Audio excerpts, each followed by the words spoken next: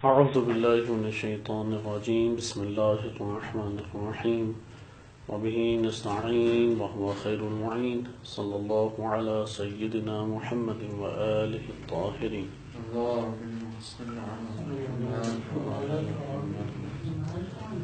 الکافی سے آپ کی خدمت میں کتاب الایمان والکفر میں وارد ہونے والے اخلاقی ابواب اور ان کی شرح کو ذکر کیا جا رہا تھا۔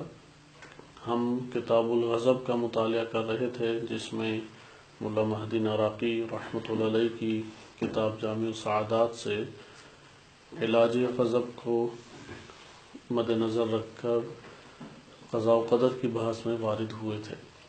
چونکہ 7واں علاج یا 8واں علاج اس کتاب کے اندر قضاء و قدر پر راضی ہونا ہے۔ اللہ سبحانہ و تعالیٰ کی قضاء و قدر سے کسی بھی مرحلہ حیات و مرحلہ جہان میں کوئی بھی وجود قضاء و قدر الہی سے باہر نہیں ہے، لہذا اللہ تعالیٰ کی قضاء و قدر وہ غالب ہے، اس کی مشیت غالب ہے، اس کا ارادہ غالب ہے۔ لہذا اس جگہ پر ضروری ہے کہ ہم کوشش کریں کہ ایک حد تک قضاء و قدر کے معانی کو اور اس سے وابستہ چند موضوعات کو جان سکیں۔ اگرچہ علماء کرام کا یہ کہنا ہے، جیسا کہ علامہ طباطبائی رحمۃ اللہ علیہ اور دیگر بزرگان، کہ جو فلسفہ، عرفان اور شریعت ان سب علوم میں مہارت تامہ رکھتے تھے اور اپنے دور میں علامہ کہلائے، انہی بزرگ ہستیوں کو جو انتہائی صاحب مطالعہ اور استدلالی دنیا میں عمیق طور پہ وارد ہونے والی شخصیات ہیں اور عرفانی مراحل طے کر کے اعلیٰ مراتب تک یہ پہنچیں، انہی شخصیات کا کہنا ہے کہ یہ وہ موضوع ہے قضاء و قدر کہ جس کو تشفی کی صورت میں کوئی بھی ابھی تک حل نہیں کر سکا۔ یعنی آپ جس سطح تک بحث کو پہنچا دیں، کوئی نہ کوئی ایسے سوالات ہمارے سامنے آ جائیں گے کہ جس کا مطمئن بخش جواب نہیں ہوگا۔ مطمئن بخش جواب سے یقیناً سطح علمی کے مطابق مراد ہوتا ہے۔ ممکن ہے ہمارے لیے جو ہم ایک نگاہ رکھتے ہیں یا جو ہم ایک وسعت علمی رکھتے ہیں، اس کے دائرے میں ہمارے لیے پہلو سارے کے سارے حل ہو جائیں، لیکن وہ افراد جو مزید اس کے عمق میں جاتے ہیں، مزید گہرائی میں جاتے ہیں، خصوصاً احادیث مبارکہ کو ایک دوسرے سے ربط دے کے معانی کو سازگار کرنا چاہتے ہیں، وہ کئی دشواریوں کو اپنے سامنے اجاگر پاتے ہیں۔ لہذا ہم اپنے طور پہ یہ کوشش کریں گے کہ وہ معانی کی مقدار کہ جو ہمارے لیے قابل فہم ہے، ہمارے دائرے میں آ سکتی ہے اور اپنی زندگی کے اندر اللہ سبحانہ وتعالیٰ کی اس قضاء و قدر میں اس کا علم، اس کی حکمت، اس کی مشیت، اس کا ارادہ ہمیں سامنے نظر آتا ہے، جس کی وجہ سے انسان اپنے غضب کے اوپر قابو پا سکتا ہے۔ اس پہلو کو مد نظر رکھ کے آپ کی خدمت میں قضاء و قدر کے لغوی معانی کہ قضاء کو ہم نے فیصلہ کن ایک معنی کے طور پر بھی لیا، یعنی ایک چیز جو دو طرفوں کے درمیان حائل ہو اور قاضی آ کے جب اس فیصلے کو تردد کی دنیا سے نکال کے ایک جانب لے جاتا ہے، اسے کہتے ہیں قضاء۔ یا قضاء ایک حتمی فیصلے کا نام بھی قضاء قرار دیا گیا ہے۔ قضاء کے ہم نے معنی کو اس طور پر مطالعہ کیا۔ اسی طریقے سے ہم نے قدر کو دیکھا کہ قدر یعنی مقدار اس کی معین کر دینا۔ ہر شے کی اللہ تعالیٰ نے مقدار ہر جہان میں معین کی ہے۔ اگرچہ فلسفہ اسلامی کی نگاہ میں ابتدائی طور پہ جو معنی ہمارے سامنے آتا ہے وہ عالم مادہ سے مقدار خصوصی طور پہ تعلق رکھتی ہے اور قضاء تمام جہانوں سے تعلق رکھتی ہے، لیکن اگر وسعت معنی کو ہم پیش نظر رکھیں تو یہ کہہ سکتے ہیں کہ خداوند متعال کے علم میں جب ازلی علم میں ہر وجود کے بارے میں معلومات موجود ہیں اور وہ ثابت معلومات ہیں جن میں تغیر و تبدل نہیں ہو سکتا، وَإِلَّا علم الہی میں تغیر و تبدل لازم آئے گا، جو کہ محال ہے، جو کہ ناممکن ہے، اصلاً وجود میں نہیں آ سکتا تغیر و تبدل، تو اس میں مقدار خداوند متعال کے علم کے مطابق وہ معین ہے۔ لہذا ایک حد تک ہم اس طور پہ کہہ سکتے ہیں کہ تمام جہانوں میں اللہ سبحانہ و تعالیٰ کی قضاء و قدر وہ جاری ہے۔ آج ہم فلسفہ اسلامی کے عنوان سے اس کو مد نظر رکھیں گے، البتہ صرف یہ اشارہ آپ کی خدمت میں کیا کہ قضاء اور قدر کے معنی لغوی کیا تھے۔ کلامی معنی بھی آپ نے دیکھے، اور علم کلام میں جو چونکہ علم کلام آیات اور روایات سے بھرپور استفادہ کرتا ہے، اور کوشش اس میں یہی ہوتی ہے کہ توجیحات کی صورت میں اگر ٹکراؤ برپا ہو جائے عقل اور نقل میں، تو توجیحات کی صورت میں عقل کے ساتھ سازگار نقل کو کر دیا جائے۔ لہذا جو متکلمین ہیں یا علماء کلام ہیں، اگرچہ مکتب تشیع میں بالخصوص علم کلام وہ بہت قریب ہے فلسفہ اسلامی کے، یعنی ہم 80 سے 90% قربت ہم کہہ سکتے ہیں۔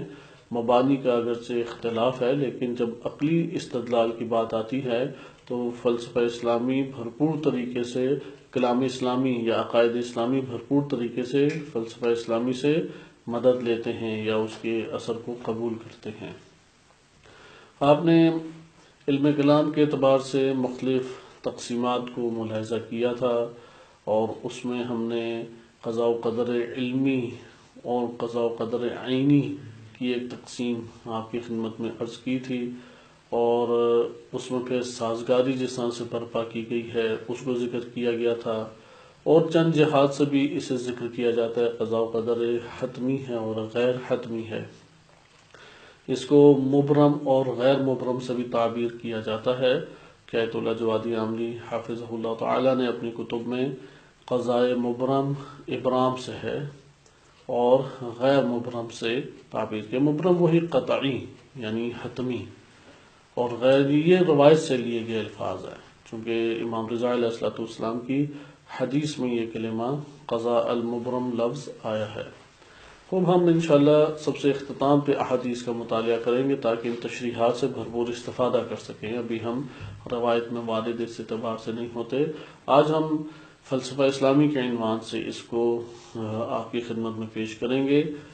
کلام اسلامی و عقائد اسلام کے عنوان سے آپ اس کو مطالعہ کر چکے ہیں، البتہ اس کو ایک نظر دہرانے کی ضرورت ہے، خصوصاً جو آپ کی خدمت میں چند تقسیمات ذکر کی گئی تھیں اور اس کے ضمن میں معیار ذکر کیا گیا تھا، اور اسی میں آپ کی خدمت میں عرض کیا گیا تھا کہ اسباب ہمارے پاس ابھرتے ہیں، مثلا ہر ایک شے جو ہے وہ اس کائنات کے اندر ایک شے کو وجود میں لانے کے لیے کوئی نہ کوئی سبب بن رہی ہوتی ہے، یہاں تک کہ وہ حتمی سبب یا علت تامہ جب آ کے ملحق ہو جاتا ہے تو اس مرحلے کو کہا جاتا ہے یہ قضا ہے، کیونکہ اس سے پہلے وہ ایک قسم کے حالت تردد میں ہے۔ البتہ یہ مطلب دوبارہ ہماری اس بحث میں آ جائے گا، اس لیے ہم براہ راست فلسفہ اسلامی کے باب سے منتقل ہوتے ہیں۔ جہاں تک فلسفہ اسلامی کا تعلق ہے تو یہاں پر یہ سب سے پہلے بحث آتی کس جگہ پر ہے، کس باب میں یہ آتی ہے، اس کے نقشے کو ہم ملاحظہ کر لیں۔ مثلا علم کلام میں، علم عقائد میں یہ بحث قضاء و قدر کی اللہ سبحانہ و تعالیٰ کے ارادے کے ضمن میں آتی ہے، اور خیر و شر کے باب میں پھر وارد ہو جاتی ہے، چونکہ اصل بحث اس کے اندر خیر و شر ہی ہے۔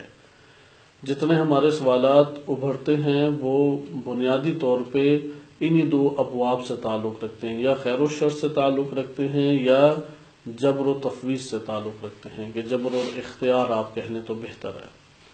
یعنی قضاء و قدر کی بحث میں انسانوں کو عموماً ہمارے سوالات جو ذہنوں میں ابھرتے ہیں وہ در حقیقت جبر اور اختیار سے تعلق رکھتے ہیں، اور جبر اور اختیار کے مرحلے میں کلامی مکاتب اشاعرہ اور معتزلہ کی طرف اشارہ ہوا ہے کہ اشاعرہ اور اہل حدیث وہ جبریہ کہلائے، اگرچہ خود تسلیم نہیں کرتے کہ ہم جبریہ ہیں، لیکن کہلائے جبریہ وہ، چونکہ جو تشریحات انہوں نے احادیث کی اساس کے اوپر کی ہیں وہ ثابت کرتی ہیں کہ بندے کا کوئی بھی عمل اپنا نہیں ہے، چاہے خیر ہو یا شر ہو، وہ کل کا کل عمل وہ در حقیقت خداوند متعال کا ہے، نعوذ باللہ، شر کی نسبت پھر اللہ کی طرف چلی جاتی ہے۔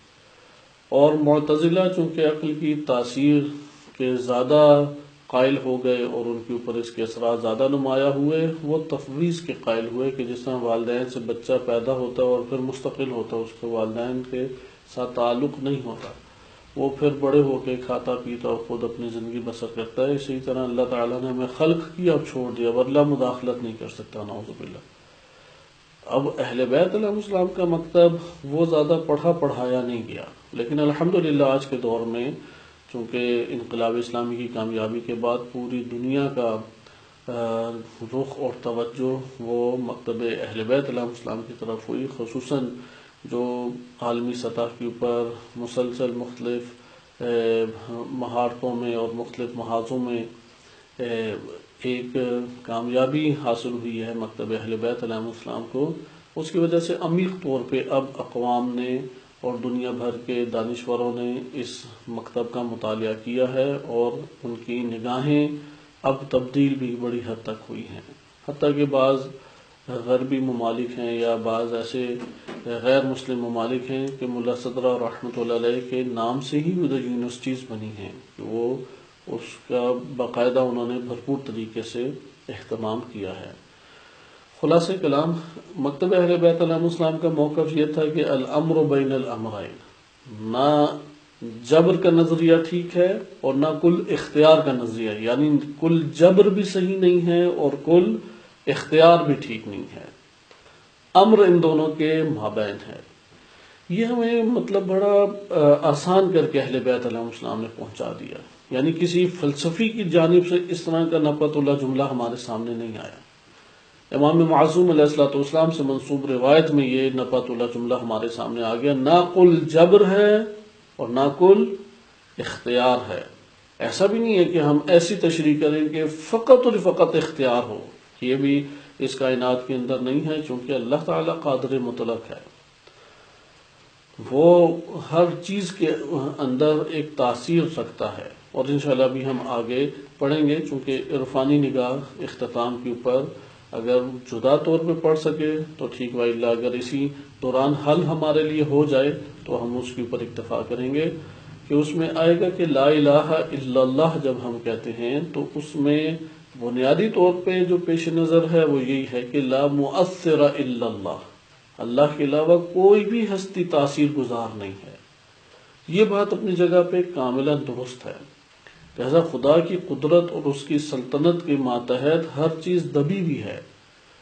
ہاں، اس کے بعد ہم آئیں گے کہ کل اختیار نہیں ہے، یہ بات سمجھیں، کل جبر بھی نہیں ہے۔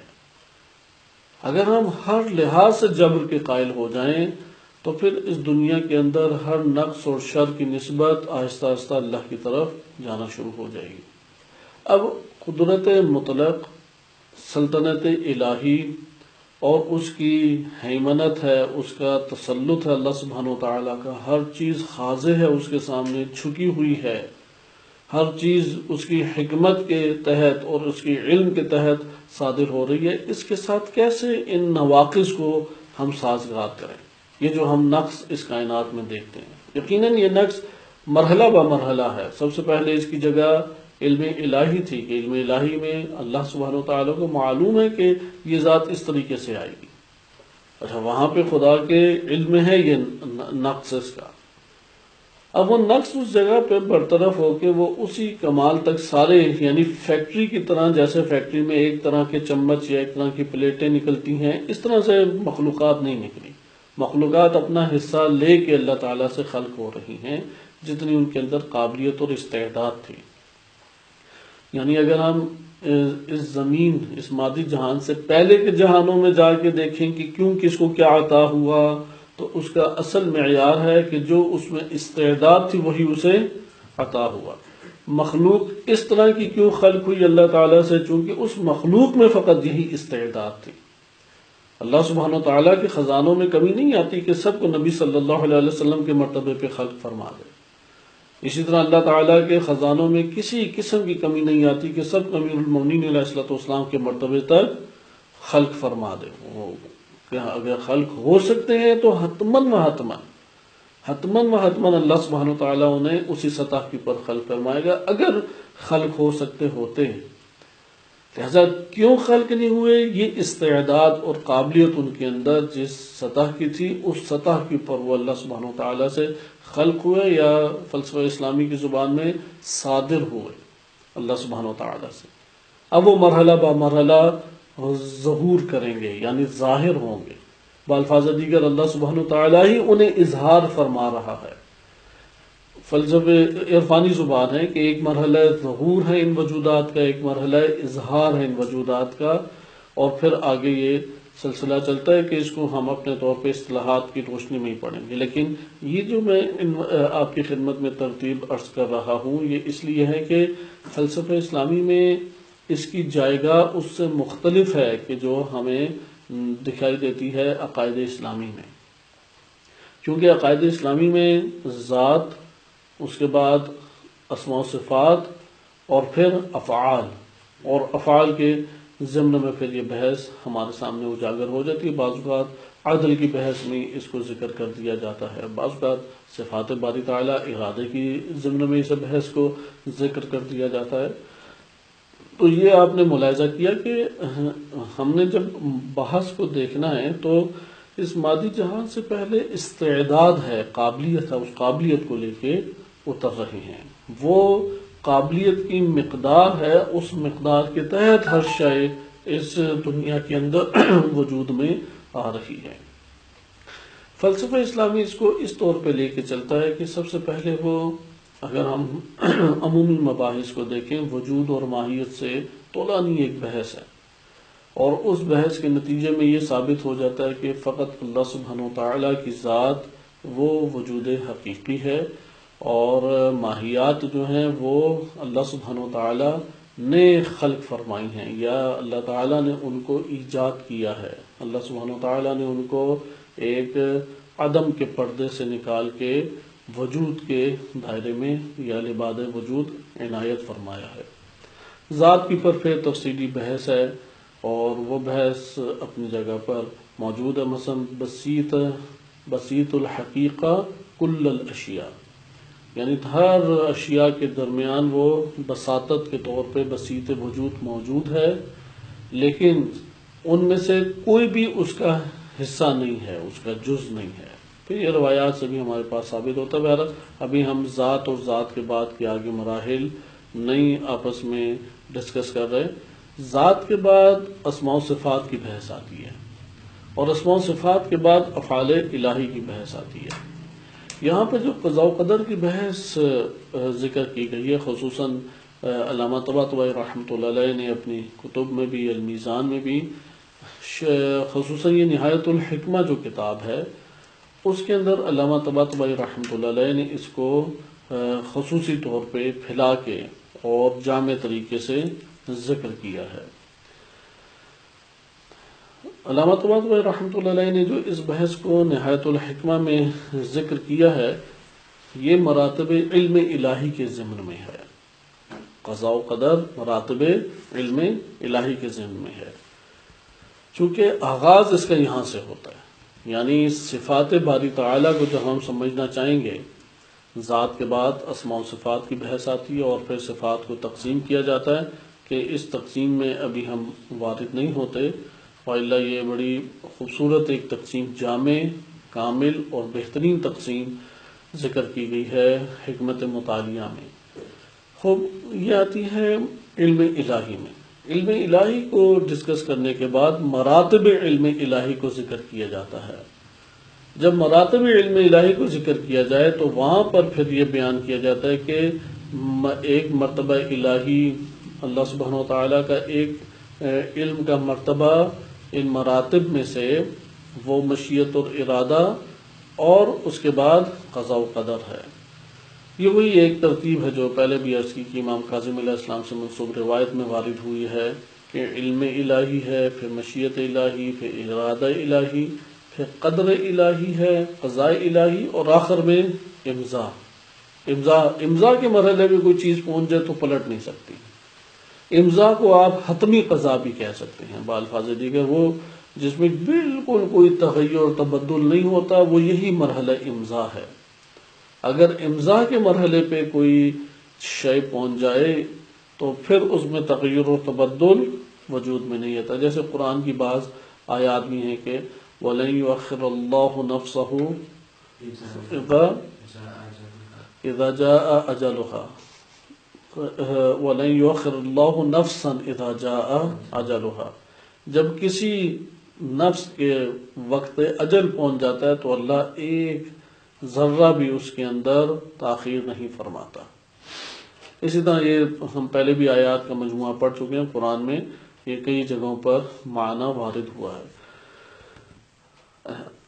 اب ہم آئیں ایک خاص ترتیب کے ساتھ آگے بڑھتے ہیں جو فلسفہ اسلامی میں ہے. فلسفہ اسلامی میں دوسری چیز اس کے ساتھ عوالم کو جوڑا گیا ہے. عوالم ویسے تو انگنت ہیں، ہم اسے نہیں شمار کر سکتے، اس قدر کثیر ہیں کہ ہمارے دائرے شمارش سے وہ باہر ہیں. لیکن ایک کلی جائزہ لیا جا سکتا ہے. جیسے بالکل اسی طرح زمین کے اوپر آپ کو انسان، حیوانات، حشرات، جاندار، نباتات، جمادات وہ اس قدر کثرت سے پائے جاتے ہیں اور اتنی انواع ہیں ان کی کہ وہ ہمارے دائرے سے ہی باہر ہیں. آج ایک شہد کی مکھی کی اقسام لے کے آ جائیں تو کتنی سو ممکن ہے کہ اقسام نکل آتی ہیں. ایک پودے کی مثلا آم کی آپ اقسام لے کے آ جائیں تو کئی طرح کے آپ کو انواع و اقسام کے آم نظر آ جائیں گے. تو آپ یہاں پہ یہی فیصلہ کریں گے کہ ہم ان کے ہر عدد کے مطابق اور ان میں ہر نوع کے یعنی ہر قسم کے مطابق نہیں ہم اس کو شمار کر سکتے، لیکن ایک کلی جائزہ لے سکتے ہیں. آپ مثلا آپ تعریف کریں گے انسان کی بالفرض حیوان الناطق، اور حیوان الناطق کے کلی مفہوم کے ذریعے سے اب تمام جزیات کا ایک سرسری مطالعہ کریں گے. اسے کہتے ہیں سرسری مطالعہ کرنا. ہاں اگر کسی نے اب اس میں جا کے مزید عمیق طور پہ داخل ہو کے مطالعہ کرنا ہے تو ٹھیک ہے، وہ پھر ایک بخش یا ایک حصے میں جائے اور وہاں پہ ہر ایک کا مطالعہ کرے. اب اس کی وسعتوں پر ہے کہ وہ کتنا اس کو احاطہ کر سکتا ہے. اس لیے جزیات ہمارے شمارش اور اس دنیا کے اندر بھی ہماری شمارش سے باہر ہیں، ہمارے حساب کتاب سے باہر ہیں، اور ہر جہان میں اسی طریقے سے ہیں. اسی طرح سے عوالم ہیں. عوالم اس قدر کثیر ہیں کہ وہ ہم نہیں اس کو شمار کر سکتے، ہماری تو اصلاً اطلاعات میں نہیں ہیں. لیکن کلی طور پہ اسے ہم تقسیم کر سکتے ہیں. کلی طور پہ ہمارے پاس 4 عوالم بنتے ہیں. ایک عالم الہ ہے. عالم الہ کے آپ یہ کہہ لیں کہ عالم الہ جہاں سے شروع ہوتا ہے اس کو لا تعین اور تعین میں پہلے آپ تقسیم کر دیں. عالم الہ نہیں تقسیم ہو رہا، ذات باری تعالیٰ سے جب بحث کی جاتی ہے تو 2 حصوں میں. یہ عرفانی نقطہ نظر ہے، البتہ ہم انشاءاللہ تعالی آگے اس کو دیکھیں گے. لیکن تقسیمات عوالم کے اعتبار سے یہ تقسیم ہمیں بڑی آسان طور پہ قابل فہم ہو جاتی ہے، اس لیے میں عرفانی نقطہ یہاں پر ذکر کر رہا ہوں. وإلا فلسفے کی زبان میں تھوڑا ہمارے لیے اس تک پہنچانا سخت ہو جاتا ہے اصطلاحات کی دنیا میں. عرفانی طور پہ ایک مقام لا تعین ہے. اس مقام لا تعین کو خالص ذات باری تعالیٰ سے تعبیر کیا جاتا ہے، یا اسے علاقہ ممنوعہ قرار دیا گیا ہے. منطقہ ممنوعہ، یہاں تک کسی کی بھی ہستی کا اصلاً اثر نہیں ہے، کوئی پہنچ نہیں سکتا. عرفان میں اس کو مختلف نام دیے گئے ہیں. لا تعین عوالم کے اعتبار سے میں عرض کر رہا ہوں کہ جو تقسیم ہمارے سامنے آ رہی ہے، ایک ہے لا تعین اور ایک ہے تعین. لا تعین کیا ہے کہ یہاں یہ علاقے ممنوعہ ہے، اس کی کسی کو کوئی تفصیلات نہیں پتہ. اسے عما بھی کہا گیا ہے. ایک روایت نبی صلی اللہ علیہ وسلم سے ہے، اس کے مطابق عما بھی کہا گیا ہے. اسی کو بعض کوہکاف سے بھی تعبیر کرتے ہیں شاعری کی زبان میں، عرفانی شاعری کی زبان میں، کہ یہاں تک کسی کی نہیں رسائی ہو سکتی. اسی کو متون دینی میں ہوا سے تعبیر کیا گیا ہے کہ بعض جگہوں پہ جیسے قل هو اللہ احد، یہ ہوا ضمیر نہیں ہے. علامہ حسن زادہ عاملی رحمۃ اللہ علیہ فرماتے ہیں ادھر ہوا اسم ہے، اسم جو کہ اسی مقام لا تعین، یہ مقام عما یعنی جہاں پہ نہیں کسی کا اثر دخل رسائی کسی کی نہیں ہے، یہ ایک مقام ہے. اس کے بعد مقام شروع ہوتا ہے تعین کا. تعین میں جو پہلا تعین ہے، تعین اول، اس کو وہ نام دیتے ہیں۔ یہاں سے جب تعین شروع ہوتا ہے ہم اسے عالم الہ کہتے ہیں۔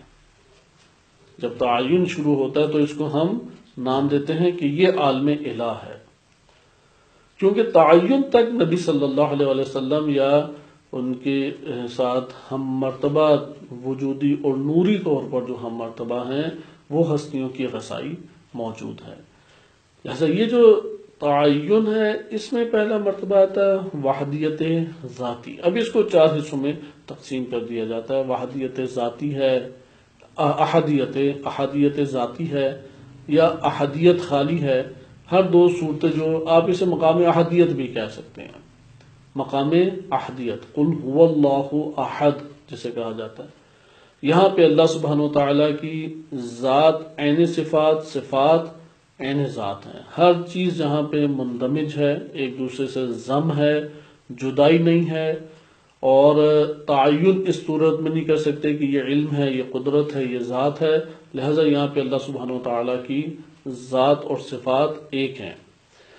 اس کو کہا جاتا ہے، علماء نے تحریر کیا ہے کہ ہمارے ہاں جو روایات اہل بیت علیہم السلام، جیسے کتاب شیخ صدوق میں روایت وارد ہوئی ہے کہ اللہ کا علم عین ذات اور اس کی ذات عین علم ہے، یا ہماری کلامی کتابوں میں، یا فیلسوف جہاں تک پہنچے ہیں، فیلسوف وہ اسی مقام تک پہنچے ہیں کہ جہاں پہ ذات اور صفات ایک ہیں، یہ مقام احدیت کہلاتا ہے۔ اس کے بعد ہمارے پاس آ جاتا ہے مقام وحدیت۔ وہ جو مقام احدیت ایک مجمل صورت میں ہے، بند صورت میں ہے، مندمج صورت میں ہے، مقام وحدیت میں اس کی تفصیلات ہیں۔ اس لیے احد اور واحد میں فرق کیا گیا ہے۔ اور اس کے بعد پھر ایک ہمارے پاس آ جاتا ہے مرتبہ اعیان ثابتہ کے نام سے۔ اعیان ثابتہ اللہ سبحانہ وتعالیٰ کے علم سے تعبیر ہے، جس میں ہر شے کی اپنی مقدار اور اس کی سب تفصیلات موجود ہیں۔ ہم اپنی فلسفی اور منطقی یا علمی دنیا کی زبان میں کہیں تو ہم کہہ سکتے ہیں کہ اعیان ثابتہ سے مراد وہ مقام علمی ہے اللہ سبحانہ وتعالیٰ کا، جہاں پہ ہر شے کی ماہیات، ہر ماہیت کی جنس اور فصل اور نوع ساری کی ساری تفصیلات کے ساتھ موجود ہیں۔ اعیان ثابتہ جو ہیں یہ اعیان خارجیہ کے مقابلے میں عرفانی دنیا میں، اعیان خارجیہ کہتے ہیں کہ جو ثابت ہے اعیان میں وہی خارج میں بھی اسی طریقے سے سامنے آئے گا۔ یہ آپ کے سامنے عوالم الہ کو بیان کیا گیا، ابھی ہم اس میں وارد نہیں ہوئے، لیکن صرف ایک علمی استفادے کے لیے ذکر کیا گیا کہ بے توفیق الہی اگر انسان غور و فکر کرے تو اس کے اوپر مفاہیم کو دینی نصوص میں سمجھ سکتا ہے۔ ہمارے ہاں روایات اہل بیت علیہم السلام میں ان 3-4 مقامات کا تذکرہ وارد ہوا ہے۔ مثلا احدیت کو جب بیان کریں گے تو وہاں پہ علم اور ذات الہی کو بیان کریں گے، معلوم نہیں ہے، لیکن جب وحدیت کو اور اعیان ثابتہ کو بیان کیا جائے گا تو وہاں پہ علم کے ساتھ معلوم بھی ہے۔ اب یہاں پہ بعض علماء آئے اور انہوں نے کہا چونکہ ایسی روایات ہیں کہ وہ عالم تھا جب کوئی معلوم نہیں تھا، تو پھر علم کس کا اگر معلوم ہی نہیں ہے؟ تو انہوں نے کہا کہ اس لیے فلاسفہ جو یہ کہتے ہیں کہ معلوم کے بغیر علم نہیں ہو سکتا، تو فلاسفہ سے ان کی مراد اسی اعیان ثابتہ اور مقام وحدیت ہے۔ لہذا روایات ہمارے پاس ایک سطح کی نہیں ہیں، مختلف سائل آیا کرتے تھے، قدر اقول الناس ائمہ اہل بیت علیہم السلام مطالب بیان کرتے تھے، لیکن ہم تک جب پہنچی ہیں تو وہ مکس پہنچی ہیں روایات۔ مثلا نہج البلاغہ کا جو پہلا خطبہ ہے اس میں امام علی علیہ السلام فرماتے ہیں کہ ہر موصوف جو ہے صفت ہر موصوف سے کیا ہے؟ جدا ہے۔ اب اللہ تعالیٰ کی صفت کو موصوف سے جدا کر دیں تو یہ کون سا مقام ہے؟ یہ مقام لا تعین ہے، وہی مقام ہویت جسے ہم نے کہا۔ اسی مقام کو ہم نے عما کہا۔ لہذا یہاں پر موصوف جو ذات ہے اللہ تعالیٰ کی کوئی صفت مد نظر نہیں، لیکن مقام تعین میں آتے ہیں، اور تعین اول وہ مقام احدیت کہلاتا ہے، تعین ثانی وہ مقام وحدیت کہلاتا ہے۔ اگر مقام احدیت کی تفصیل کیا ہے مقام وحدیت، اور وہ جو مقام وحدیت میں موجود ہے اس میں ایک علم الہی میں آیان ثابتہ میں ہر شے کا علم موجود ہے۔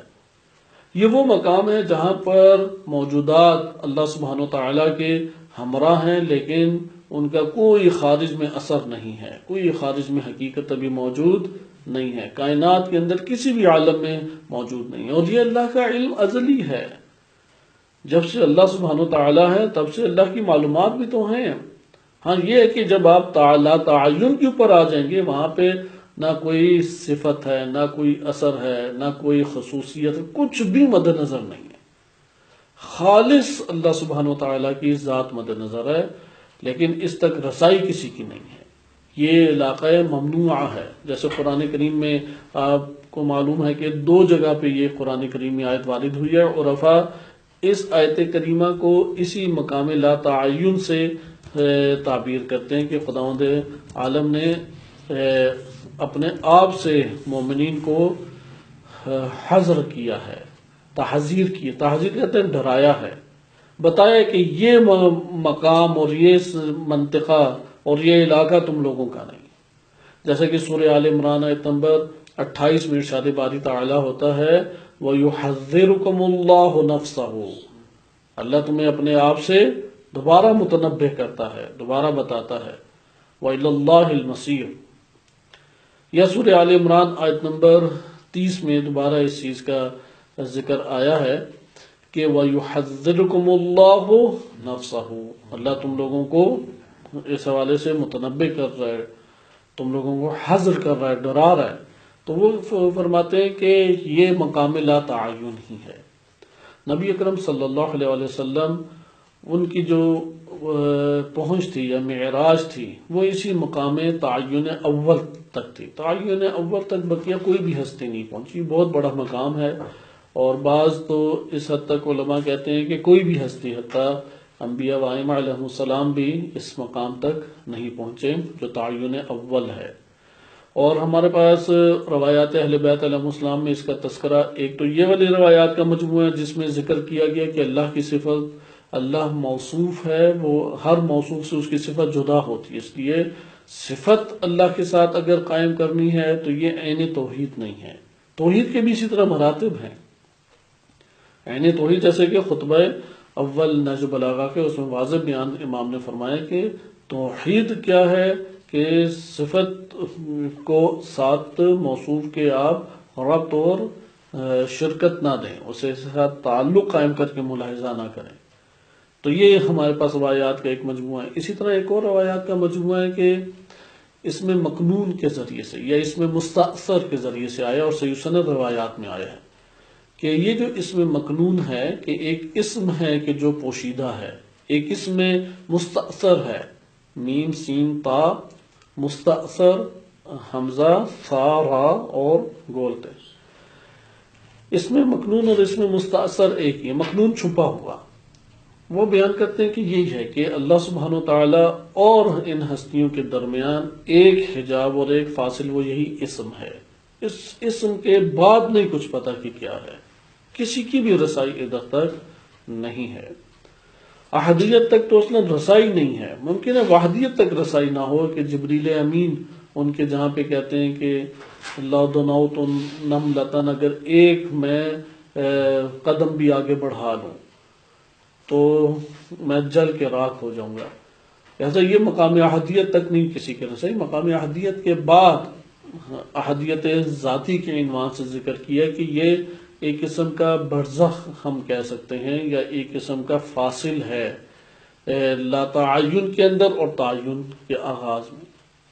تو خلاصہ کلام اب یہ باتیں ہیں، انشاءاللہ اس کو ہم اپنے مقام کے اوپر اسماء و صفات کی جب بحث پڑھیں گے کسی وقت اور کسی مورد میں، تو وہاں پہ اس کو آپ کی خدمت میں ذکر کیا جائے گا۔ لیکن یہ آپ نے دیکھا کہ ہمارے پاس روایات میں متعدد ایسے مجموعے بنتے ہیں کہ یہ مقام لا تعین کو ذکر کیا جا رہا ہو، ذات الہی کے حوالے سے جو خالص ہوا، خالص ذات الہی ہم کہیں کہ جس میں نہ صفت اللہ کی مد نظر ہے اور نہ اللہ سبحانہ وتعالیٰ کا کوئی اثر مد نظر ہے، کوئی بھی شے مد نظر نہیں ہے۔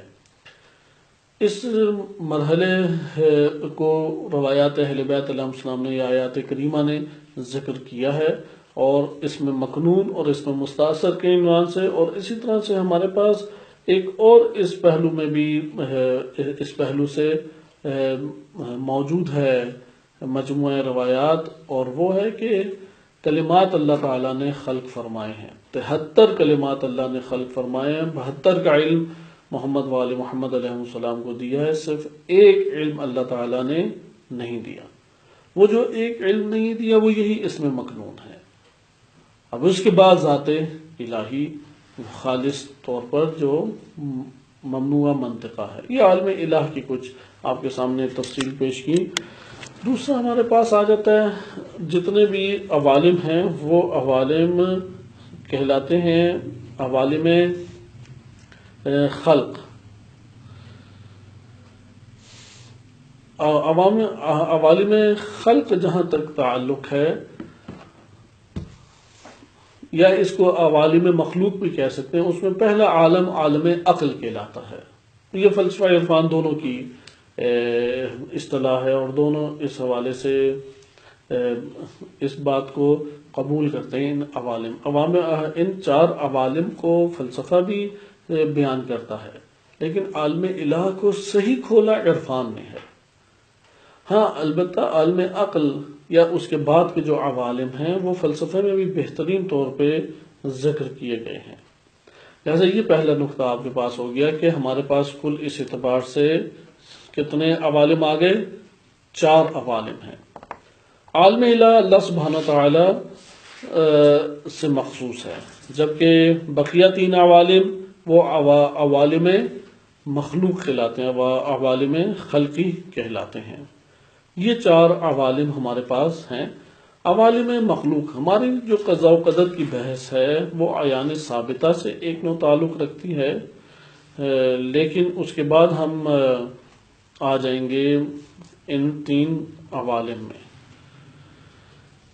ان 3 عوالم میں پہلا ہمارے پاس عالم عقل آتا ہے۔ عالم عقل میں جو رہتے ہیں مخلوقات انہیں عقول کہا جاتا ہے، جیسے کہ فرشتوں کا تعلق اسی سے ہے کہ وہ عالم عقل سے تعلق رکھتے ہیں، فرشتے اسی عالم عقل سے تعلق رکھتے ہیں۔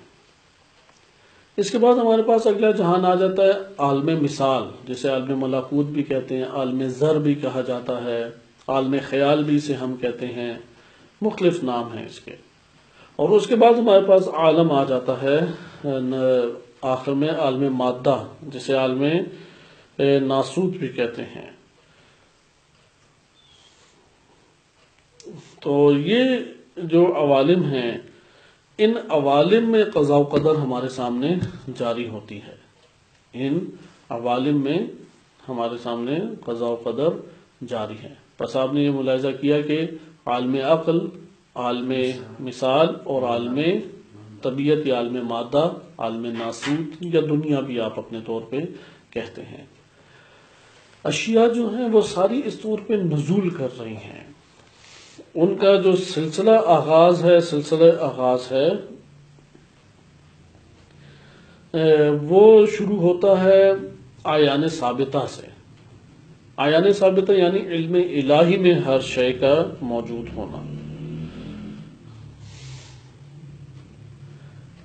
عوالم ثابتہ، اعیان ثابتہ کو انشاءاللہ تعالی کسی اور مورد میں کھول کے آپ کی خدمت میں ذکر کریں گے، اور اس کے اوپر بڑی طولانی مباحث اور بڑی بہترین مباحث موجود ہیں کہ عالم اعیان ثابتہ میں تفصیلات کے ساتھ ہر ماہیت، ہر ذات جو ہے وہ اپنی تفصیلات کے ساتھ اللہ تعالیٰ کے علم میں ہے۔ اسے کہتے ہیں اعیان ثابتہ۔ ثابتہ اس لیے کہتے ہیں یہاں پہ تغیر اور تبدل نہیں ہو سکتا۔ جو اس مقام علم الہی میں ہے وہ تغیر اور تبدل کے دائرے میں نہیں آ سکتی۔ اعیان ثابتہ میں جو کچھ ہے وہی آگے نزول کر کے عالم عقل میں پہلے آئے گا، پھر وہاں سے نیچے اترے گا عالم مثال میں آئے گا یا عالم خیال میں آئے گا، اور وہاں سے پھر نیچے اتر کے عالم مادہ میں آئے گا۔ لہذا عالم مادہ اس طور پہ آخری عالم ہے کہ جس میں ظہور تام اس کا ہوتا ہے، کاملاً وہ ظاہر ایک شے ہمارے پاس تفصیلات کے ساتھ ظاہر ہونے والی جگہ یہی عالم مادہ ہے۔ یہ سب سے پست ترین مقام ہے، بقیہ سے بالاتر مقامات رکھتے ہیں۔ اور ان عوالم کو ملا صدر رحمۃ اللہ علیہ نے فلسفے کی زبان میں مراتب وجود اور ان صورتوں ان تعبیرات کے ذریعے سے ان مطالب کو عقلی دلائل کے ساتھ ثابت کیا ہے کہ وہ ایک بڑی پیچیدہ چیز ہے اور پیچیدگیوں کے اندر ہے اصطلاحات کی، لیکن علماء عرفان نے اس کو مکاشفات کے ذریعے سے کشف کیا ہے، اور یہ بڑی تعجب کی بات ہے کہ انہوں نے جو اپنے مکاشفات اور مشاہدات میں درک کیا اور اس کو لکھا، اہل عقل نے عقلی استدلال سے اسی کو ثابت کیا، اور جو قرآن اور روایات میں وارد ہوا ہے، ملا صدر اور رحمۃ اللہ علیہ کا یہ دعویٰ ہے، یہ کہنا ہے کہ وہ بے عینی ہی انہی دو کی تشریحات ہیں، وہ بھی اسی کی تائید کر رہے ہیں، صرف اور صرف الفاظ کا فرق آ جاتا ہے۔ ممکن ہے ایک جگہ عیان ثابتہ کہا جا رہا ہو، ممکن ہے دوسری جگہ پہ علم ازلی کہا جا رہا ہو، ممکن ہے ایک اور جگہ پہ مراتب علم کہا جا رہا ہو، جیسے فلسفہ میں بھی آپ مراتب علم کے طور پہ دیکھ رہے ہیں۔ اب ہمارے پاس جو قضاء و قدر کا مرحلہ آتا ہے، اس کی مقدار اور اس کی قضا یعنی اس کا حتمی ہو جانا، اور حتمی ہونے کے بعد وہ پھر وجود میں آتا ہے۔ پس عیان ثابتہ میں ایک جہت سے یا ایک پہلو وجود تو اس کا ہے، جیسا کہ قرآن کریم میں ارشاد باری تعالیٰ ہوتا ہے، هل اتى على الانسان حين من الدهر لم يكن شيئا مذكورا، حین تھا ایک حین، هل اتى على الانسان، کیا انسان کے اوپر ایسا نہیں حین آیا، وقت نہیں آیا، هل اتى على الانسان حین من الدهر، کسی دہر یعنی وہی عالم، دہر میں نہیں کوئی وقت آیا، لم یکن شیئن، اب یہاں پہ فقط یہ نہیں کہا کہ کوئی شے نہیں تھا، بلکہ کیا کہا، لم یکن شیئن مذکورا، شیء مذکور نہیں تھا، شیء مذکور کی جگہ پہ کیا ہوگا، مقابل کیا ہوگا، فقط شیئن، یعنی شے تھا لیکن قابل ذکر نہیں تھا۔ ایک دفعہ شے قابل ذکر نہیں ہے اور ایک دفعہ شے قابل ذکر ہے، تو بس ایک وقت تھا کہ جب وہ شیئن لم یکن شیئن مذکورا، شے مذکور نہیں تھا وہ۔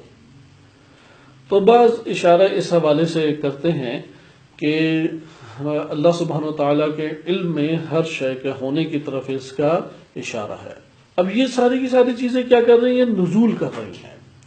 ہر چیز ہر عالم میں جو وجود میں آئے گی وہ مرحلہ قضا کے بعد ہے۔ قضا یعنی اس کا حتمی ہو جانا، قضا اس کا فیصلہ کن ہو جانا، اس کو قضا سے تعبیر کیا جاتا ہے۔ تو یہ ہمارے پاس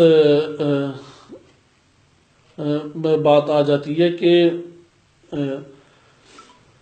یہاں پہ قضاء و قدر سے مراد در حقیقت آغاز قضا کا ان مراتب میں شروع ہوتا ہے اور پھر عالم طبیعت تک بات پہنچتی ہے۔ اب ہم کچھ اس میں مزید دیکھتے ہیں کہ قضا کا مطلب کیا ذکر کیا گیا ہے، اور قضا کے یعنی ان علم الہی کے مراتب کے بعد ایک عنایت کے نام سے بھی فلسفے کے اندر تعبیر ہے، بہرحال ابھی سے ہم ترک کرتے ہیں، ہم ڈائریکٹ آ جاتے ہیں قضا کے اوپر۔ قضا میں ایک اور تعبیر یہاں پہ ضروری ہے، انشاءاللہ آج ہمارے پاس وقت کم ہے، اگلے درس میں اس کو دیکھیں گے، لوح و قلم۔ لوح و قلم، قلم میں جو تعبیر ہے وہ قلم، لوح و قلم کو فرشتہ بھی قرار دیا گیا ہے، کہ غالباً شیخ صدوق رحمۃ اللہ علیہ نے اعتقادات امامیہ میں اس بات کو لکھا ہے کہ یہ دونوں فرشتے ہیں، اور عرفاء اسی کے قائل ہیں کہ یہ دو فرشتے ہیں لوح و قلم، چونکہ ہر بندے کی جو نوشت لکھی جا رہی ہے وہ قلم سے نوشت لکھی جاتی ہے، اور قلم جس کے اوپر چلتا ہے وہ لوح کہلاتی ہے، جسے لوح محفوظ سے بھی آپ تعبیر کرتے ہیں۔ تو ادھر قلم سے مراد وہ قلم نہیں ہے جو ہمارے ہاتھوں میں ہے، کیونکہ قلم کہتے ہیں وہ آلہ یا وہ ذریعہ یا وہ واسطہ جس کے ذریعے سے نوشتہ لکھا جاتا ہے، کتابت لکھی جاتی ہے، لکھائی یا تحریر لکھی جاتی ہے۔ اسی طرح ہر ذات کے لیے اس کی مقدار لکھی گئی ہے، ہر ذات نے جن جن چیزوں سے دوچار ہونا ہے، جن جن چیزوں کو پانا ہے، جن سے تعلق قائم کرنا ہے، وہ ساری کی ساری چیزیں وہ تحریر کی گئی ہیں، وہ جس واسطے اور جس ذریعے سے لکھی جا رہی ہیں اسے کیا کہتے ہیں؟ قلم، اور جہاں لکھی جا رہی ہیں اسے کہتے ہیں لوح محفوظ کہتے ہیں۔ اب اس قلم اور لوح و قلم کو ہم انشاءاللہ تعالی فلسفی انداز میں بعد میں دیکھیں گے، لیکن یہاں پہ یہ مقدمات چند ہمارے پاس تھے۔ ایک ہے اسماء و صفات میں علم الہی سے اس کا تعلق ہونا، نمبر 2 اس کا تعلق عوالم کی تقسیم کے ساتھ ہونا، اور نمبر 3 یہی لوح و قلم جو ابھی عرض کیا ہے۔ اس کو لوح و قلم کی تفصیلات اگلے درس میں بیان کر کے ہم مزید آگے وارد ہوں گے۔ آگے ہم مزید دیکھتے ہیں کہ قضاء کا معنی کیا ذکر کیا گیا ہے۔ قضاء کا جہاں تک معنی ذکر کیا ہے وہ ہے ایک امر کا فیصلہ ہو جانا۔ راغب اصفہانی نے بھی یہی معنی ذکر کیا ہے، اور یہ معنی عموماً لیا بھی جاتا ہے۔ علامہ طباطبائی رحمۃ اللہ علیہ نے بھی اسی معنی کو اخذ کیا ہے، اور علامہ طباطبائی چونکہ قرآن اور روایہ حکمت مطالعہ کے تابع ہیں، اس لیے وہ انہیں سازگار آپس میں کرتے ہیں، وإلا پہلے والے فلاسفہ وہ فقط علم الہی کا ایک مرتبہ کہہ کے بحث کو ایک نو تمام کیا کرتے تھے۔ ان کی نظر میں قضاء و قدر کوئی عینی چیز نہیں ہے، فقط علمی چیز ہے۔ لیکن حکمت مطالعہ نے یہ ثابت کیا کہ نہیں، علمی کے ساتھ ساتھ کیا ہے؟ عینی بھی ہے، یعنی خارجی طور پہ بھی ان تمام کے تمام عوالم میں بھی یہ تحقق رکھتا ہے قضاء و قدر۔ وہ فقط و فقط اللہ تعالیٰ کے علم کے ساتھ مختص نہیں، اگرچہ اس کا سرچشمہ، اس کی جڑ، اس کی اصل، اس کی ابتدا وہ علم الہی سے ہے۔ یہ ایک ہمارے پاس عام نقطہ آیا کہ قضاء کے حوالے سے۔ قضاء کے حوالے سے علامہ طباطبائی رحمۃ اللہ علیہ یہ بات بیان فرماتے ہیں آغاز میں سمجھانے کے لیے معنی کہ جس طرح سے ایک قاضی کے سامنے ایک معاملہ پیش ہوتا ہے تو وہ معاملہ دونوں فریق اپنے اپنے دلائل دیتے ہیں، تو ابھی جو فیصلہ قاضی کا ہے وہ نہیں کسی کے ساتھ وابستہ ہوا، اور کسی کے حق میں ابھی تک کوئی فیصلہ کیس نہیں گیا۔ یہ جو کیس کا نہ جانا ہے ابھی تک، اس کو ہم کہتے ہیں کہ ابھی قضاء کا مرحلہ نہیں پہنچا۔ لیکن قاضی پھر ان کے دلائل کو سن کے ایک کے حق میں فیصلہ دے دیتا ہے، اور جب وہ فیصلہ دیتا ہے تو وہ اس تردد کے دائرے سے نکل کے کیا آ جاتا ہے؟ ایک طرف حتمی شکل اختیار کر لیتا ہے۔ اس کو کہتے ہیں قضاوت۔ اسی قضاوت سے قضاء بھی ہے کہ اشیاء جو وجود میں آنا چاہ رہی ہیں وہ کسی بھی عالم میں ہوں، چاہے عیان ثابتہ ہو ہمارے پاس، چاہے یہ عوالم عقل ہو، عالم مثال ہو، عالم مادہ ہو، کسی بھی مادے میں اشیاء جب اپنے مراحل وجود کے اعتبار سے آگے بڑھتی ہیں تو اس کو کیا کیا میسر آنا ہے اور کہاں تک اس نے پہنچنا ہے، یہ جو فیصلہ حتمی آ جاتا ہے اس کو کہتے ہیں قضاء۔ کیونکہ جب اس کا تعلق اس سے جڑ جاتا ہے تو اس جگہ پہ ہم کہیں گے کہ ہاں یہ قضاء، چونکہ قضاء نہ ہو تو وجود میں کوئی شے نہیں آئے گی۔ اس کو ایک اور زبان سے انہوں نے ذکر کیا، کیونکہ علت اور معلول کا باب بہت قیمتی باب ہے۔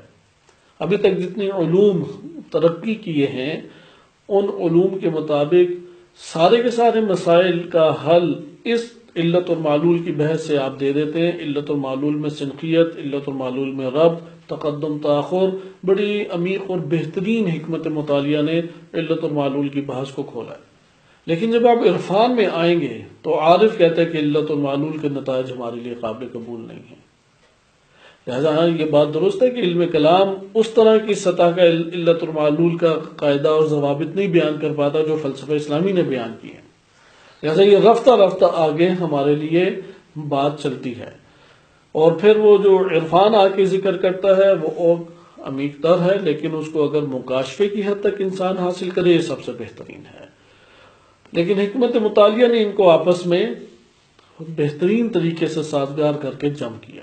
خلاصہ کلام یہاں پر علت ضرور ہے، اس لیے علت کی زبان ہمارے لیے سمجھنا آسان ہے۔ اب ہم یہ دیکھتے ہیں کہ ایک شے کو وجود میں لانے کے لیے کئی قسم کی علل ہیں کہ جو وجود میں آتی ہیں۔ ان علل کا ہونا، ان علتوں اور ان اسباب کا ہونا جو ایک شے کو وجود میں لانے کے لیے ضروری ہے، اسے کہتے ہیں مقتضی۔ تقاضا اس کا یہ ہے، اس ذات کا تقاضا کیا ہے؟ یہ علل ہوں۔ صحیح، اس ذات کا تقاضا یہ ہے کہ یہ علل ہوں، اور دوسرا یہ کہ معنی ختم ہونا چاہیے، جو اس کو وجود میں نہ لانے کے اسباب ہیں وہ اسباب وہ مفقود ہونے چاہیے۔ لہذا اگر مقتضی موجود ہو اور معنی مفقود ہو تو ممکن نہیں ہے کہ وہ شے وجود میں نہ آئے۔ لہذا اب کائنات کے اندر سارے کی ساری چیزیں اپنے مراحل طے کر رہی ہیں۔ ہر طے ہونے والا مرحلہ ایک نوع حکم قضا رکھتا ہے، چونکہ اس کے اندر جو تغیرات وجود میں آ رہے ہیں وہ کئی اسباب کی وجہ سے ہیں۔ انہی میں سے ہمارا ایک ارادہ اور اختیار ہے، انہی میں سے ہم ارادہ اور اختیار کے ذریعے سے تاثیر برپا کرنا ہے۔ ہم ان علل کی دنیا میں ایک علت ہے، لیکن اصل علت کس کے ہاتھ میں ہے؟ وہ اللہ تعالیٰ کے ہاتھ میں ہے۔ لہذا یہ جب اپنے درجے کے اوپر علل ناقصہ سفر طے کرتے کرتے ایک خاص درجے تک پہنچتی ہیں تو علت تامہ اس کے ساتھ ملحق ہو جاتی ہے، اور جب علت تامہ ملحق ہو تو نتیجے میں اس کا وجود میں آنا لازم ہو جاتا ہے۔ اس لیے قضاء و قدر کی بحث کے لیے ایک فلسفی قاعدے سے استفادہ حکما کرتے ہیں کہ من لم یجب لم یوجد، جو چیز جب تک واجب نہ ہو جائے تب تک موجود نہیں ہو سکتی، کیونکہ کائنات میں حقیقی طور پہ واجب الوجود فقط اللہ تعالیٰ کی ذات ہے۔ اچھا، یہاں پہ اب وہ پھر اعتراض باز آ کے اٹھاتے ہیں کہ اس کا تو یہ مطلب ہے کہ آپ ہر ذات کو واجب الوجود کہہ رہے ہیں، تو بلا شک و شبہ حکمت مطالعہ ہر ذات کو واجب الوجود کہتا ہے، لیکن ایک فرق کے ساتھ کہ اللہ سبحانہ و تعالیٰ بالذات واجب الوجود ہے، وہ کسی کا محتاج نہیں ہے، وہ کسی سے اخذ نہیں کیا گیا، لیا نہیں کیا گیا۔ اللہ سبحانہ و تعالیٰ کی ذات وہ بالذات واجب الوجود ہے، لیکن یہ قاعدہ یہ بالغیر کے لیے ہے، جو بالغیر واجب الوجود ہے، یعنی جب اس کی علت تامہ علل تام ہو جائیں تو جیسے ہی علت تام ہوگی وہ کیا ہو جائے گا؟ اس کا وجود واجب ہو جائے گا۔ مثلا اگر 100 درجہ حرارت پانی کے نیچے پہنچ گیا اور معنی کوئی نہیں ہے تو واجب ہے پانی کا کیا ہونا؟ ابلنا واجب ہے، یعنی علت تام جب بھی ہوگی کیا ہو جائے گا؟ اس شے کا وجود میں آنا واجب ہو جائے گا۔ اس لیے یہ فلسفی بڑا خوبصورت قاعدہ ہے، اور آپ کو پوری کائنات کے ہر مرحلے کے اوپر یہ قابل تطبیق دکھائی دیتا ہے کہ من لم یجب، جو واجب نہیں ہوتا، لم یوجد۔ اس لیے کائنات میں جو جس سطح کا بھی خلق ہوا ہے وہ اس کی علل اس تک پہنچی ہیں اور پھر وہ خلق ہو گیا اس کے بعد۔ لہذا علت تامہ جب اس تک پہنچ جائے تو پھر وہ وجود میں آ جاتی ہے شے۔ یہ من لم یجد لم یوجد اس نتیجے تک جب پہنچ جاتی ہے ایک شے، یا بالفاظ دیگر علت تامہ اس کے لیے مہیا ہو جاتی ہے، تمام علل جو ہیں وہ تام صورت میں میسر آ جاتی ہیں، تو یہاں اس کو کہتے ہیں قضاء کا ہونا۔ اسے کیا کہا جاتا ہے؟ قضاء کا مرحلہ۔ ایسا اس کو ہم مرحلہ قضاء کہتے ہیں، اس لیے قضاء تمام مراحل میں پائی جاتی ہے، علم الہی میں بھی ہے، پھر عالم عقل میں بھی ہے، عالم مثال میں بھی ہے، عالم مادہ میں بھی ہے۔ قضاء ہر جگہ پہ ہے، کیونکہ اگر قضاء نہ ہو تو کوئی شے وجود میں کائنات کے اندر آ ہی نہیں سکتی، وجود میں ہی نہیں آئے گی۔ اس لیے یہ ایک مطلب ہمارے سامنے آشکار ہوا قضاء کے معنی میں کہ آپ نے دیکھا کہ اب قاضی کا جو علم ہے یا قاضی کا جو فیصلہ ہے وہ ابھی عینی حیثیت نہیں رکھتا۔ آپ جانتے ہیں کہ اس کی کوئی ابھی خارجی حیثیت نہیں ہوئی، وہ صرف اور صرف ایک حکم ہے، صرف اور صرف ایک کلام ہے، ایک بات ہے، ایک حتمی اس کی نظر ہے۔ اب اس کے لیے جیسا فیصلہ کیا ویسا عمل پیرا ہوگا۔ لہذا اس کو یہ کہتے ہیں کہ اس نے قضاء کر دیا، نہیں، اسے کہتے ہیں علمی قضاء و قدر۔ علمی قضاء یعنی جیسا قاضی نے فیصلہ کر دیا، یعنی اللہ تعالیٰ کی ذات سے فیصلہ ہو گیا کہ اس شے نے اس طرح سے اتنی مقدار اتنی حدود میں رہنا ہے۔ اس کی مقدار اور حدود کا تعین یہ قدر کہلاتا ہے، لیکن یہ مقدار اور حدود اتنی جو طے ہوں گی اور اس کا وجود میں آنا ہے یہ قضاء کہلاتا ہے۔ لہذا اللہ تعالیٰ کا اسے تردد کے طور سے نکال دینا اور ایک حتمی شکل دے دینا، علم الہی میں یہ حتمی صورت پیدا ہو جائے تو اسے قضاء علمی کہتے ہیں، اور پھر وہی نزول کرے عالم عقل میں، پھر عالم ذر میں، اور پھر عالم مادہ میں، تو یہ قضائے عینی کہلائے گا۔ اس لیے قضائے عینی عالم خلق میں ان مراحل سے گزرتا ہے۔ یہ ہمارے پاس بحث آ گئی۔ البتہ فلسفے نے جس کو ذکر کیا ہے، آغاز میں قضاء کو فلسفہ اسلامی دو حصوں میں تقسیم کرتا ہے، ایک قضائے فعلی ہے اور ایک قضائے ذاتی ہے۔ قضائے فعلی کا تعلق ممکنات سے ہے، اور قضائے ذاتی کا تعلق وہ علم الہی سے مقام ذات میں ہے، جہاں پہ تمام کی تمام موجودات امکانیہ، یعنی تمام کی تمام مخلوقات وہ علم الہی میں موجود ہیں۔ ایک علم قضائے فعلی ہے اور ایک قضائے ذاتی ہے۔ یہاں پہ قضائے فعلی اس وجہ سے کہا، اسی کو ہم نے کلامی اصطلاح میں قضائے عینی بھی کہا تھا، اور اس کو قضائے علمی کا نام دیا تھا، لیکن فلسفی زبان کیا ہے؟ فعلی اور ذاتی۔ پس قضائے فعلی کیا ہے کہ تمام کے تمام ممکنات جو کہ معلول ہیں، صحیح ہے، ان تمام کے تمام معلول کی علت کون ہے؟ وہ علت اللہ سبحانہ وتعالیٰ کی ذات ہے۔ اچھا، یہاں پہ قضائے فعلی سے مراد جب اللہ تعالیٰ کا علم اور معلول ہر دو ہوں تو یہ کیا ہے؟ قضائے فعلی۔ قضائے ذاتی میں ہر وجودات کا مقام ذات کے اوپر ہونا ہے۔ ہم دیکھیں، ہم پیچھے اگر عرفانی زبان اس لیے عرض کیا تھا وہ آسان ہے، ہم نے کہا تھا کہ ایک ہے مقام احدیت، اس میں صفات اور ذات عین ہیں، صفات اور ذات عین ہیں، یہ مقام ذات کے اوپر ہے، لیکن اسی کی تفصیل مقام وحدیت اور پھر عیان ثابتہ میں۔ اب عیان ثابتہ میں کیا ہے؟ عیان ثابتہ میں یہ قضائے فعلی ظاہراً ایسا دکھائی دیتا ہے کہ یہ عیان ثابتہ میں قضائے فعلی ہے، چونکہ اللہ تعالیٰ وہ عالم ہے کہ اس مخلوق کی کون کون سی چیزیں علت بنے گی اور اس کے کمالات کہاں تک پہنچیں گے۔ یہ جو تفصیلی علم ہے اسے قضائے فعلی سے تعبیر کیا گیا ہے، صحیح ہے؟ یعنی یہ بھی علم ہے اور وہ بھی علم ہے، لیکن ایک علم کیا ہے؟ وہ تو مقام تفصیل پر ہے، اور ایک علم مقام ذات کے اوپر ہے۔ لہذا جیسا علم ہے پھر ویسا ہی خارج میں اس کا ظہور ہے، ویسا ہی خارج میں اس کا ہونا ہے۔ لہذا قضائے فعلی بھی علم فعلی ہے، یعنی اس نے فعلاً اسی طریقے سے آنا ہے، اس نے عملاً و فعلاً و عیناً خارج میں اسی طریقے سے موجود ہونا ہے۔ زمان ہو، مکان ہو، جتنی شروط ہیں وہ ساری اللہ سبحانہ وتعالیٰ کے علم میں موجود ہیں۔ لہذا یہ جو علم فعلی اللہ تعالیٰ کا ہے کہ یہ مثلا ایک معلول ہے یا یہ ایک مخلوق ہے، یہ مخلوق اس کے یہ اسباب ہیں جس کی وجہ سے اس کے اندر اتنی استعداد ہے، ان اسباب کی وجہ سے اتنی استعداد ہے۔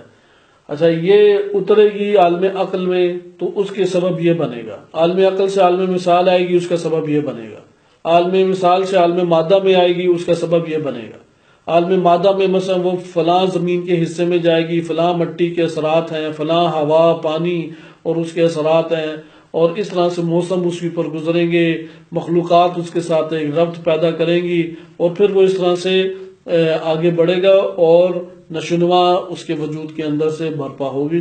یہ جو ساری کی ساری علل اور تشریحات اور تفصیلات، اس کو علم فعلی الہی کہا جاتا ہے یا قضائے فعلی سے تعبیر کیا جاتا ہے۔ لہذا قضائے فعلی کے بارے میں یہ بھی ہم کہہ سکتے ہیں کہ اللہ سبحانہ وتعالیٰ کے قضائے فعلی سے مراد ہر شے کے اوپر جو کچھ بھی اس کے وجود کے اوپر وارد ہونا ہے، اس کے وجود نے جس چیزوں سے تعلق پیدا کرنا ہے، اس کی علت، اس کی خصوصیات، اس کی شروط ساری کے ساری، یعنی ان علتوں کی بھی خصوصیات، ان اسباب کی بھی تفصیلات، اور اس کے اوپر کیا کیا گزرے گی اور کیا کیا اس کے ساتھ ہوگا، اس ساری چیزوں کا علم فعلی الہی کہلاتا ہے۔ اس کے مقابلے میں آ جاتا ہے مقام ذات میں اللہ تعالیٰ کا علم ہونا، کہ یہاں پہ مقام ذاتی کہلاتا ہے۔ اس میں اشیاء کے بارے میں اس بات کا علم ہوتا ہے کہ اگر ان کی علت تامہ متحقق ہو گئی تو ان کا وجود اس طریقے سے ہوگا، ان کا وجود اس طریقے سے ہوگا۔ اس کے اوپر بھی ہم اپنی گفتگو ختم کرتے ہیں، کیونکہ ان دو اصطلاحات سے ہمیں یہ پتہ لگا کہ قضائے فعلی تفصیلات ہیں، اور قضائے ذاتی میں انہی تفصیلات کی ایک اجمالی ہمارے پاس مندمج ایک صورت ہے. یعنی ہم اسے کہہ سکتے ہیں کہ ایک علم اجمالی ہے اللہ سبحانہ و تعالیٰ کا، ایک علم تفصیلی ہے. البتہ علم اجمالی سے مراد علم مبہم نہیں ہے، کیونکہ اصول فقہ میں جب علم اجمالی کہا جاتا ہے تو مبہم کہتے ہیں. مثلا علم اصول فقہ میں یہ مثال آتی ہے کہ نماز روز جمعہ مکلف کہ یہ پتہ ہے کہ نماز واجب ہے، لیکن یہ نہیں پتہ، یعنی اسے یہ یقین ہے کہ نماز واجب ہے ظہر کے وقت، لیکن یہ یقین نہیں ہے، اس پہ شک پایا جاتا ہے وہ نماز ظہر واجب ہے یا نماز جمعہ.